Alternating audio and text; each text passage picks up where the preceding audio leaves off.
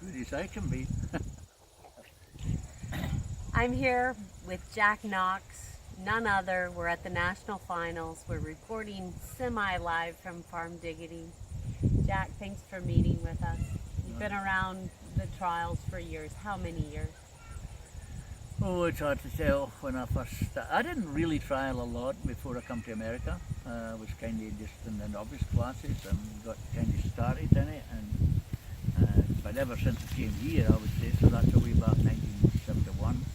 1972 is the first trial I ran it here. So, you are from where, Jack? I'm from Scotland, from the border country. I lived up the Ettrick Valley. And And that's why my kennel is named Ettrick Kennels. excellent. We had a minute to chat before, and we talked about you're writing a book, Jack, and it's hopefully going to come out soon. We're looking forward to reading it. It's about the simpler things. It's a different book that hasn't been covered, but it's a lot, if I understand it right, about the mental. And I wanted to ask you, we touched about being happiness in the sport and in life. Can you give us some thoughts on how to be happy? Just some tips for out there on the trial field, how to keep it simple. You said something about comparing yourself. Well, I think if I said anything about happiness on the trial field is the first thing people should be happy about is the privilege to walk onto one. And they should honour the fact that they walk on and they have a dog to walk on with. There's no way I'm going to walk onto a trial field if I don't have a dog that's capable or should be on it. I hope I'm not anyway. And it's something that whether you win or fail, you can still be proud and you can still be happy. But I find that a lot of people want to get into this sport so bad and they don't care. When you go into anything not caring, you're not going to always find happiness. What do you think they don't care about? You don't respect what they've got. Speaking of respect, you had mentioned what they do need to respect. Can you touch on that a little, as far as judges and?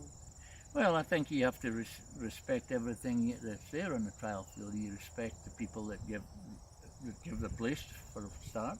I mean, a lot of people go, they don't even care about the place. You've got to respect that. You've got to respect your judges. You've got to respect the people you're competing against. Yeah. Respect each other's dogs. You know, nowadays the changes for me compared to what it used to be. You used to could go to a sheepdog trial and when we were back home and we would just something tear each other's dogs apart and it would all be laughed and we'd be happy about it. Nowadays if you mention something about somebody's dog, it's like he's the end of the world. And it's not They're meant. I mean, it's not Yeah. really meant. Yeah. And if people would only realize it, it's a learning experience. There's so much to be learned. Nobody wants to hear the wrong. But See we ya. forget one thing. Yeah. Any wrong that's ever corrected is improvement. Any right that's ever failed is a failure. So there's huge things out there that we miss. You just, that's words of wisdom. You said to me about comparing each other and how that brings sorrow. Comparing yourself. Can you touch on that? Comparing myself with Other. You said, compare myself to other people. yeah, and how it brings how it brings you sorrow. You Well, said. I That's a think good it's the point. biggest thing, and I don't mean this in any bad way, but for me, you know, I go, I compete, and I'm not desperate. I've no desperation me in what I do. When I'm out in that field, I'm trying every inch that I know. But if it doesn't work, it's know that, you know, I don't get upset with.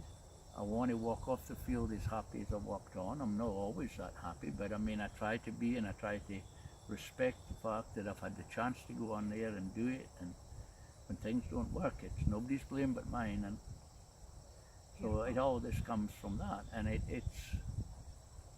it may not be what everybody wants. I'm not saying I'm only explaining what I am. It's kind of like my book. It's all about what I feel, and a lot of people might disagree with, but it's more just kind of my life and what I feel, and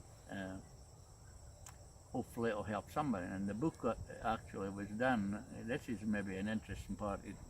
How the book happened was, there was a lady, an older lady, that had come to my clinic, and I'm not going to mention any names, and I was doing a clinic at home, and at the end of the clinic she said, "I want to talk to you, Jack."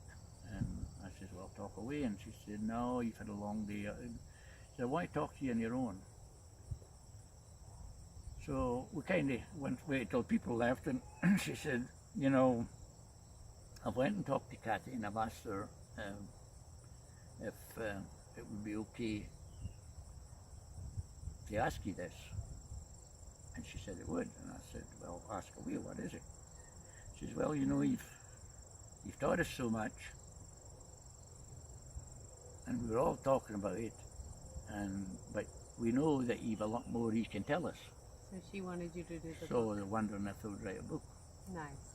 And the reason I wrote the book was simply, when she asked me that, the answer just came like that. What better way to pay back the people that's made my life?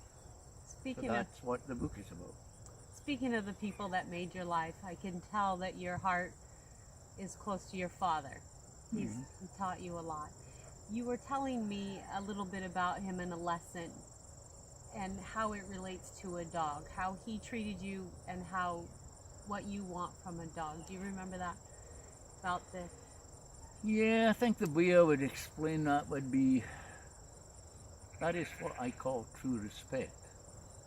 It's never made, it was never forced. Not a lot of spankings. I never got a spanking in my life. Never remember my dad ever spanking me. He never needed to spank me. If I thought my dad was sad or angry, I was crying. I hated to feel, and I still feel that. And my dad has never passed away. He stayed with me all my life.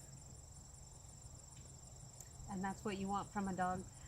So that, yeah, if I go back to the dogs, my dad wasn't a dog man.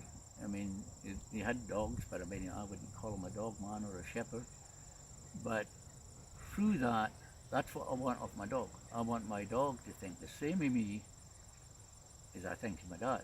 So when I'm raising a puppy, I'm thinking of that. I'm thinking of how my dad would have treated me. All that gift came from him. I can never remember him being angry. I can never remember my dad crying until the last time I saw him. Wonderful. I bet your dogs do think of you like that. Thank you for meeting with us, Jack. It's a good life. Farm Diggity.